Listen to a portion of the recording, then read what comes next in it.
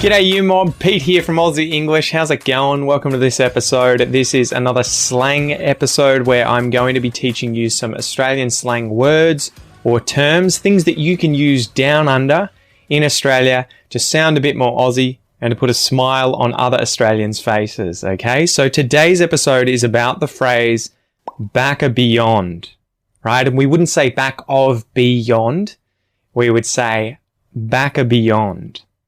Back a beyond. So I wonder if you guys understand what this means. If I were to say, yeah, I live out in the back of beyond, or he lives out in the middle of nowhere, right? The back of beyond. So the idea here is that you live away from the city, from suburbia, in the bush, in rural Australia, behind beyond, right? That's the idea here. You know, if something is beyond something, it's further away than something.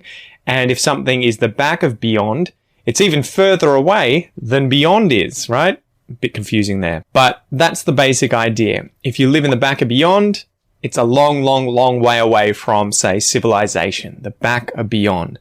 So have you guys been to the back of beyond in Australia? Have you been in the bush? Have you been in Central Australia, away from civilization? Down below in the comments, I would love to see you try and use the expression back of beyond.